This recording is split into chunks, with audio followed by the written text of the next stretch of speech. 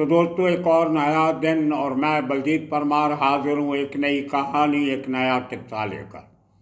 आज आपको सुनाएंगे मुंबई के ही नहीं बल्कि पूरे देश भर के सेलिब्रिटी लोगों की जब मौत होती है, भले नेचुरल कारणों से हो या कोई अननेचुरल कारण, उनका कत्ल हो या वो अपनी जान खुद ले लें या कोई और किसी बीमारी से किसी तरीके से भी उनकी मौत हो जाती है, तो वो हमेशा शक के घेरे में घिरी जाती है। या तो वो स्कैंडल बन जाती है या मिस्ट्री बन के रह जाती है। ऐसा क्यों होता है? ये बहुत बड़ी एक हमारी और आपकी मानसिकता का कारण भी है। हमें ऐसा लगता है कि बड़े बड़े लोगों के पास सब कुछ होता है, पैसा, शोहरत, जान पहचान, सेलिब्रिटी स्टेटस, दुनिया भर के ऐशो आराम के साधन, बड़े बड़े बंगले, बड़ी बड़ी गाड़ियाँ, दुनिया भर में घूमना, और वो भी ज़्यादातर दूसरों के पैसे पे। और इतना उनका मान सम्मान, लोगों के दिलों पे राज करने वाले, बहुत ज़्यादा क्लाउट रखने वाले वो लोग क्यों मर जाते? क्यों कभी कोई छत से गिर जाता है, कोई खिड़की से गिर जाता है, कोई बाथ टब में मर जाता है, कोई स्विमिंग पूल में मरा पाया जाता है, और कोई किसी और तरीके से अपनी जान खुद ले लेता है।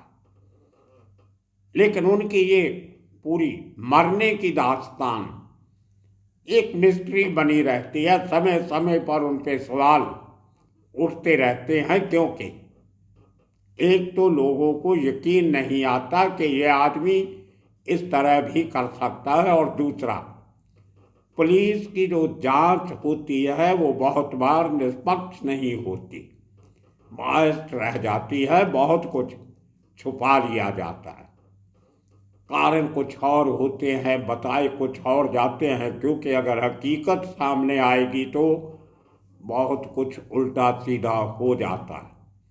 और तीसरी सबसे बड़ी बात, जो ऐसी कंट्रोवर्सीज को कंट्रोवर्सी ही रखना चाहते हैं, ऐसे हादसों को कंट्रोवर्सी रखना चाहते हैं, क्योंकि उनकी टीआरपी बनी रहती है।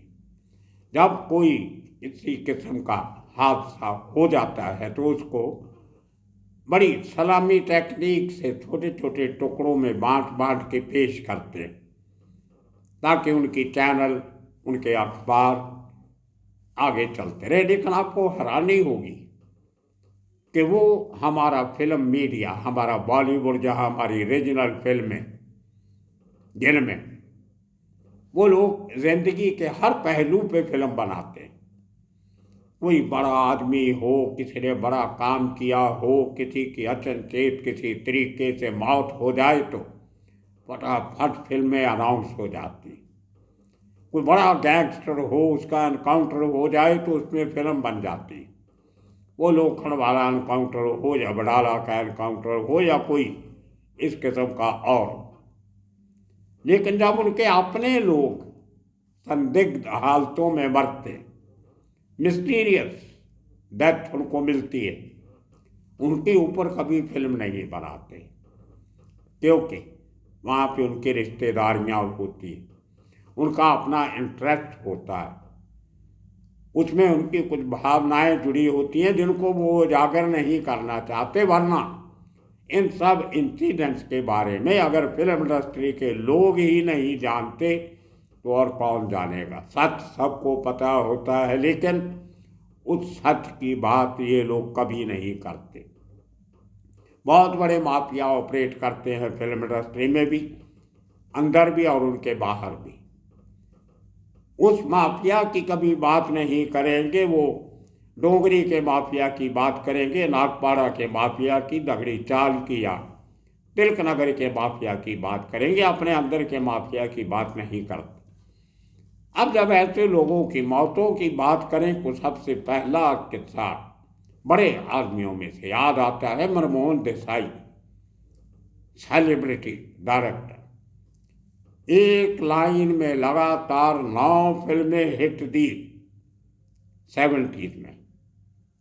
मुझे याद है उनकी सुहाग फिल्म बन रही थी तो मैं देखने गया था। उनका एक मैसेज था, मुझे किसी ने बोला था कि ये मेरा ये मैसेज सुनेहा मनमोहन देसाई तक पहुंचा देना।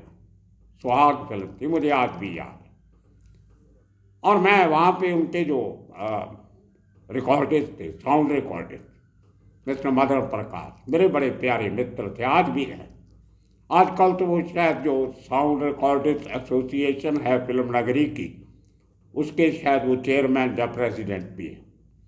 फिल्म इंस्टीट्यूट के पढ़े हुए हैं। और जया बच्चन, जो तभी जया बहादुरी थी, शत्रुघ्न सिन्हा, इन लोगों के बैचमेट साथ में पढ़ते थे। हैं तो मेरे जैसे छोटे से लेकिन वेरी टैलेंटेड चैप। चेतन साहब की फिल्मों के भी साउंड रिकॉर्डिस्ट वही हुआ करते थे, इसलिए मेरी उनसे दोस्ती हुई थी। मैंने चेतन साहब की कंपनी हिमालय फिल्म में काम किया। चेतन उनके बेटे की एक फिल्म भी थी, शायद केतन आनंद की, जो मदन प्रकाश ने की थी। खैर बहुत सारी फिल्में उन्होंने लाइन से मनमोहन देसाई के साथ की। तभी साउंड रिकॉर्डिस्ट का रोल बहुत बड़ा हुआ करता था। आजकल तो आधा काम स्टूडियो में कर लेते हैं। जब तक साउंड रिकॉर्डिस्ट ओके नहीं कहता था तो शॉट नहीं लिया जाता था, ओके नहीं होता था। खैर तो मनमोहन देसाई को जब मैंने वो रुका दिया तो बड़े तपाक से मिले। उनको ऐसे लगा कि जैसे वो रुका देने वाला आदमी खुद मेरे सामने खड़ा। और वो दौर था जब मनमोहन देसाई के नाम की तूती बोलती थी। दो शख्स थे उस समय में जिनकी लाइन से 8-8, 9-9, 10-10 फिल्में सुपर हिट हुई। दूसरे थे प्रकाश मेहरा, वो ही मेरे बहुत प्यारे मित्र हुआ करते थे, बहुत सालों से पंजाबी थे, बहुत उनसे भी दोस्ती थी। अक्सर जब मैं कभी किंग होटल जाता था किसी सिलसिले में, उसके साथ उनका ऑफिस था और उनका छोटा था एक प्रीव्यू थिएटर था सुमित, वहीं पे बाहर वो जब फिल्में बनानी भी छोड़ती थी तो कुर्सी लेके बाहर बैठ जाते थे। बहुत शामें उनके साथ गुजारी। तो वो दौर में जो मनमोहन देसाई ने धमाका किया, और सबसे बड़ा धमाका किया जो अमिताभ बच्चन को सुपरस्टार बना दिया, वो फिल्म जो कहते हैं कि धर्मेंद्र को रोल दिया गया था एंथनी का, अमर अकबर एंथनी, वो रोल धर्मेंद्र के लिए रखा गया था। लेकिन वो अपनी चाचा भतीजा कोई फिल्म बना रहे थे तो उसमें बिजी थे, डेट नहीं थी। तो एक संदेशा मिलता है मनमोहन देसाई को कि अमिताभ बच्चन को हीरो ले लीजिए। और वो संदेशा कहते हैं कि उस समय के बहुत बड़े अंडरवर्ल्ड सरगना का था। एक फिल्म इंडस्ट्री में सवाल बहुत सालों से चलता है कि अमिताभ बच्चन को बनाने वाला कौन। उसमें नाम आता है उस अंडरवर्ल्ड के सरगना का। पुराने लोग जो जानते हैं वो सब पता है। वो कहते हैं कि जब अमिताभ बच्चन को फिल्में नहीं मिल रही थी, बहुत सारी फिल्में फ्लॉप हो गई, लोग हाथ नहीं लगाना चाहते थे, अमिताभ बच्चन को लेना नहीं चाहते थे, उस समय उस डॉन का फोन आया। और सिर्फ मनमोहन देसाई को नहीं, वो हमारे मित्र उनको भी आया, प्रकाश मेहरा जी को, कि आपकी आने वाली फिल्म में अमिताभ बच्चन होना चाहिए। अब ये कहाँ तक सही है कहाँ तक नहीं, हम किसी को छोटा दिखाना नहीं चाहते। हम अमिताभ बच्चन के जो उनका ग्राफ है फिल्म इंडस्ट्री में, जो उनकी जो कलाकारी है, जो उनका जो कद है इंडस्ट्री में, उसको छोटा करना हरगिज नहीं चाहते। लेकिन अंडरवर्ल्ड के दखल की जब बातें चलती हैं तो ये एग्जाम्पल्स दी जाती। आप देखिए कि इस किस्म के इंसान मनमोहन देसाई करोड़ों रुपए बनाए, और उनका पेट फार्मूला, दो भाई बचपन में बिछड़ जाते हैं, कोई मेले में, कोई कहीं, और बाद में वो दो भाइयों की टक्कर होती है और अंत में वो भाई गले मिल लेते हैं। उनको माँ भी जो गुम हुई होती है इतने सालों से वो भी मिल जाती। तो इस किस्म के फैमिली ड्रामाज क्रिएट करते थे मनमोहन देसाई। और अचानक उसी साल में उनकी शादी भी होती है और उनसे एक बेटा भी होता है। उसका नाम भी केतन है, केतन देसाई। चेतन साहब के बेटे का नाम भी केतन। तो ये बड़ा एक अच्छा नाम गिना जाता था उन दिनों में। देवानंद ने भी अपनी कंपनी का नाम नवकेतन रखा था। और उनके भाई, तीसरे बड़े भाई इनके सबसे, गोल्डी विजयानंद, उनका जो मिनी थिएटर था जहाँ फिल्मों के प्रीव्यू होते थे उसका नाम था केतनव, वो भी केतन से रखा गया था। तो ये फिल्म रस्ती की बातें हैं। खैर, तो 94 में जब मनमोहन देसाई एक रिटायर्ड लाइफ जी रहे थे, उसके कुछ समय पहले अपनी पत्नी की डेथ बहुत सालों से हो गई थी, अकेलापन महसूस कर रहे थे। लेकिन एक्ट्रेस नंदा के साथ उनका शादी के पहले से इश्क था, प्यार था। और पत्नी के मरने के बाद कई सालों के बाद, 55 साल की उम्र कोई ज़्यादा उम्र नहीं होती, लेकिन वो अपनी आराम की जिंदगी बिता रहे थे अपने घर पे सिक्का नगर, ग्रांट रोड के पास। ये वही सिक्का नगर है जहाँ पे समद खान, करीम लाला के भतीजे का मर्डर हुआ था। शिल्पा जावेरी भी सिक्का नगर में रहा करती थी, लेकिन समद खान का जो कत्ल हुआ था वो दूसरी बिल्डिंग में हुआ, उस बिल्डिंग में नहीं जहाँ शिल्पा जावेरी रहती थी। खैर, उसी सिक्का नगर में मनमोहन देसाई रहते थे। और वो एक बार फिर अपने पुराने प्यार को पाने के लिए नंदा से अपना इजहार करते, पुराने समय की दोस्ती का, और उनकी एंगेजमेंट हो जाती।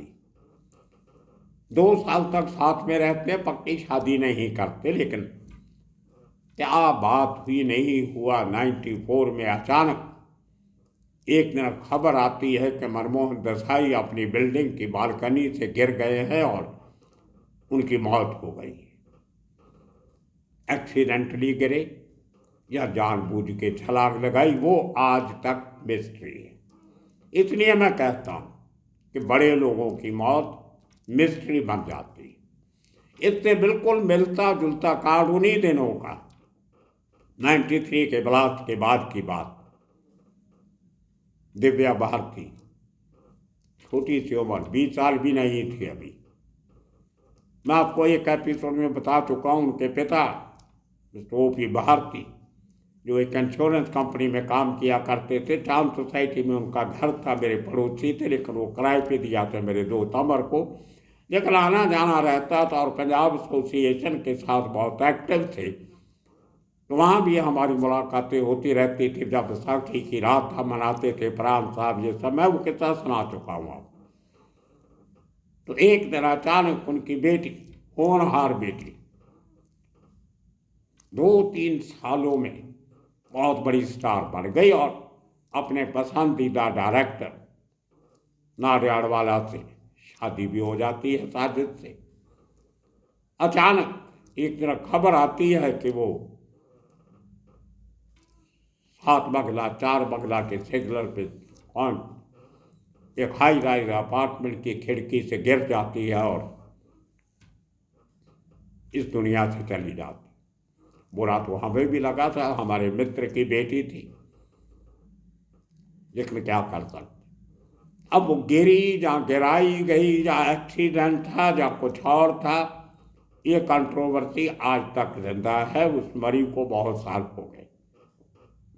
उसमें और भी बहुत सारा मसाला लगाया गया कि उसके पास कुछ 1993 के ब्लास्ट की खुफिया जानकारी थी, जिसको लेके तनाव हुआ और उसको रास्ते से हटा दिया गया। लेकिन O.P. भारती साहब ने सब बातों का खंडन किया और मुझे भी अपने सब दोस्तों को कहा कि इसमें कोई फाउल प्ले नहीं है, ये महज एक एक्सीडेंट है, ना मर्डर है ना खुदकशी है, ये एक्सीडेंटल है। इसी तरह मनमोहन देसाई के उस फॉल को एक्सीडेंट कहा गया, ना मर्डर कहा गया, ना खुदकशी कहा गया। लेकिन बहुत बड़े लोग, परवीन बाबी की बात ले, इतनी होनहार कलाकार, बहुत फिल्में की, सुपरहिट फिल्में थी, ए क्लास एक्ट्रेस के साथ काम किया। मुझे याद है जब मैं हॉलीडे में काम किया करता था चीफ सिक्योरिटी ऑफिसर, जूप सन एंड सैंड के साथ हॉलीडे इन होटल उस जमाने का बहुत मशहूर और प्रसिद्ध होटल हुआ करता था। I was head of the security there. तो परवीन बाबी एक परमानेंट रूम लेके रहा करती थी हमारे होटल में, जो मुझे अगर बराबर याद है तो वो जो रूम था वो बुक किया गया था। खान भाई थे जो फिरोज खान, संजय खान, उनमें से एक भाई ने, मुझे भी बराबर याद नहीं, उन्होंने वो कमरा उसके लिए लेके रखा जब परवीन बाबी के बुरे दिन चल रहे। लेकिन उसके पहले से जानता था, जब चेतनानंद, विजय आनंद, एक चेतन आनंद का बेटा, चेतन आनंद का भाई, और उनके साथ ये महेश भट्ट, ये बहुत सारे लोग, सूरज सनीम एक राइटर हुआ करते थे, वो विनोद खन्ना, ये सब लोग आचार्य रजनीश के चेले बने थे। वो लाल गुलाबी किस्म के कुर्ते पहनते थे घर में और गले में रजनीश के फोटो वाली माला डालते थे। मैं इनको उसके पहले भी मिल चुका था, जो सब मुझे हिमालय फिल्म की वजह से जानते थे। सबका चेतन साहब के ऑफिस में बैंड्रा में आना जाना रहता था और सब लोगों से मुलाकात होती थी। और इनको जब मैंने आचार्य रजनीश की इंटरव्यू की थी 1998 में, 7 के एंड में, वहाँ भी इनसे मुलाकात हुई थी। विनोद खन्ना मुझे वहाँ भी मिले थे, परवीन बाबी भी मिली थी, सूरज सनीम भी मिला था। महेश भट्ट से मुलाकात नहीं हुई थी, शायद कहीं और गए होंगे। तो दोस्तों, इतने बड़े किरदार को लेके जब वो परेशान होती है अपने कैरियर से, तो होटल में रहना पड़ता है जिसका कमरा किसी और ने बुक किया, परवीन बाबी का। मुझे याद है मैं नाइट राउंड पे था होटल में और घूमते घूमते को आधी रात का समय था, 1:30-2 बजे का रात के। तो मैं अपने स्टाफ के साथ खाना खा रहा था बैठ के। हमारे जो स्विमिंग पूल के लाइफ गार्ड थे, 2 लड़के, वो भी स्विमिंग रात को बंद कर देते थे हम लोग, और पूल के चारों तरफ एक बैरिकेड लगा देते थे, कोई आदमी अंदर नहीं जाए। तो वो भी खाना खा रहे थे। अचानक अलार्म आता है कि किसी ने पूल में छलांग लगा दी। हम लोग खाना छोड़ के भागे सब लोग। हमारे वो लाइफ गार्ड 2 लड़के थे, एक क्रिश्चियन था लड़का, एक महाराष्ट्रियन था। भाग के जाते तो देखते हैं कि अपने वो गाउन में, जो नाइट गाउन होता है, उसके पहने हुए परवीन बाबी स्ट्रगल कर रही है। अगर मौके पे नहीं पहुंचते हमारे लाइफ गार्ड, उसको बाहर नहीं निकालते, तो शायद तभी भी मर सकती थी। लेकिन जब ऊपर वाले ने बचाना होता है तो कोई ना कोई साधन बना देता है, और हमारे लाइफ गार्ड वाकई उसकी जिंदगी को बचाने वाले बने। और इसी समय हमने, हमारा एक ऑन द कॉल डॉक्टर हुआ करता है हर 5 स्टार होटल में। 4-5 डॉक्टर्स की पैनल होती है जो हमारे नज़दीक ही रहते थे सब, ताकि कभी इमरजेंसी हो तो जल्दी आ सके। तो मैंने 2 डॉक्टर्स को फ़ोन किया अपने ऑफिस से, साथ में मेरा ऑफिस था। तो एक डॉक्टर बहुत जल्दी आ गए, वो बिल्कुल करीब में रहते थे, जहाँ गेस्ट लाइन होटल है उसके बाजू वाली बिल्डिंग में, जो एक समय में साहब लुधियानवी साहब रहा करते थे, परछाइयाँ, वहाँ पे रहते थे। वो आ गए और इसका इमीडिएटली इलाज किया गया, लेकिन उसकी कोई कंप्लेंट नहीं की गई, क्योंकि हर बड़े होटल को ये अपने नाम को बचा के रखने का बहुत चिंता रहती।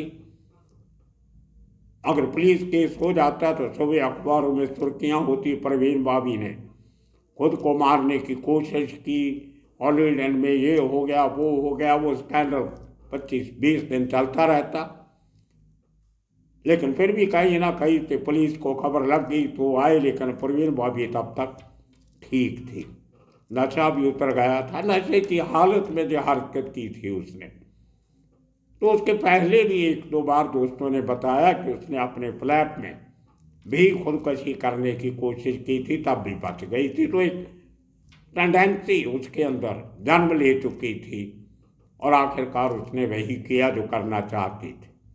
लेकिन आज तक वो मिस्ट्री बनी हुई है कि उसको भी किसी ने मारा कि उसका देहांत हुआ।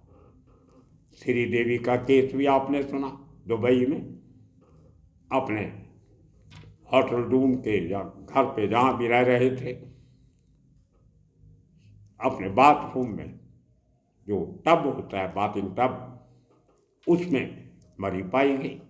वो भी आज तक मिस्ट्री बनी हुई है कि कैसे हुआ।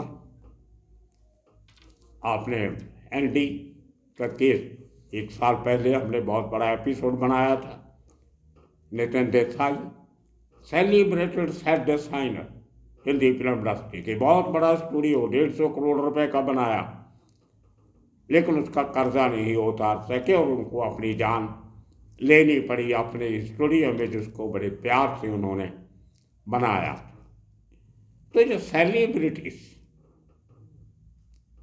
हमको देखने में लगते हैं कि बहुत कुछ है इनके पास, लेकिन कई बार अंदर से टूट चुके होते। पैसे की कमी भरे ना भी हो, लेकिन जीने की लालसा नहीं बचती। उसी तरह आपने रिसेंटली सुना जिया खान अमिताभ बच्चन के साथ एक फिल्म की निशब और लोगों के दिलों की रानी बन गई। पहली फिल्म ने स्टार बना दिया और अचानक कहा जाता है कि उसने अपनी जान ले ली।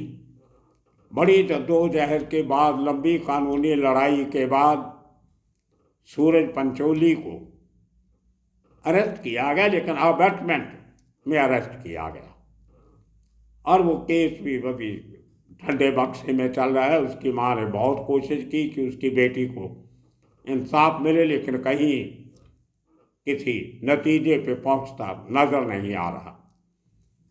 उसी तरह आपने देखा सुशांत सिंह राजपूत का केस, सीबीआई ने कह दिया कि ये कोई फाउल प्ले नहीं है। उसके साथ साथ एनसीबी की इंक्वायरी हुई, ईडी की भी इंक्वायरी हुई, बिहार पुलिस की इंक्वायरी हुई, मुंबई पुलिस की इंक्वायरी हुई, क्राइम ब्रांच ने इन्वेस्टिगेट किया, सीन रिक्रिएट किए गए, सब किया गया, लेकिन आज तक कंट्रोवर्सी वही की वही। उसी तरह बहुत पहले हिंदुजा फैमिली जो ले लैंड गाड़ियाँ बनाते हैं, ट्रक और बसेज, और इंडोसिंड बैंक उनका इंग्लैंड के यूके के एक समय सबसे अमीर एशियन गिने जाते थे हिंदुजा ब्रदर्स, इंटरनेशनल ट्रेडर्स। उनके बेटे ने प्यार के चक्कर में शादी करना चाहता था, माँ बाप मानते नहीं थे और वो लड़का और लड़की दोनों भाग के मॉरिशस पहुंच जाते हैं और वहाँ अपनी जान लेने की कोशिश करते हैं। लड़की बच जाती है, लेकिन धर्म हिंदुजा, अशोक हिंदुजा का बेटा, स्कायन ऑफ द फैमिली, उसकी जान चली जाती है। बहुत कोशिश की जाती है बचाने की, स्पेशल एयर एम्बुलेंस में उसको मॉरिशस से लंदन शिफ्ट किया जाता है, लेकिन बचता नहीं। वो कंट्रोवर्सी आज भी है। क्यों इतना बड़े इन्फ्लुएंसर सेलिब्रिटी लोग अपनी जान ले लेते? कोई ओवर यूज ऑफ ड्रग से मर जाता है, कोई ज़्यादा स्लीपिंग पिल्स खा लेता है, और कोई एक्सीडेंटली हाई राइज अपार्टमेंट से खिड़की में से गिर जाता है, या बालकनी से गिर जाता है, कोई बाथटब में मर जाता है, ये कोई अपने कमरे में ही अपनी जान ले लेता है। तो दोस्तों, ये फिल्म नगरी के साथ जुड़ी हुई कहानियाँ, किस्से, और ये पूरे के पूरे जो कर्मकांड होते हैं, क्रियाकांड होता है, वो हमेशा एक बिग क्वेश्चन मार्क के साथ जुड़ा रहता है। कभी हकीकत सामने नहीं आती, क्योंकि बड़े लोग वो हकीकत सामने आने नहीं देना चाहते। इसी तरह मर्डर भी हो जाते हैं, जैसे प्रिया राजवंश का मर्डर हो गया था, उसके अपने ही नौकरों ने मार दिया, प्रॉपर्टी डिस्प्यूट को लेके हुआ। बहुत फिल्म इंडस्ट्री में ऐसे किस्से। तो आज के दिन के लिए इतना काफ़ी। आने वाले दिनों में इसी किस्म के किस्से कहानियाँ लेके फिर हाजिर होंगे। तब तक के लिए आप सबका बहुत बहुत शुक्रिया, धन्यवाद।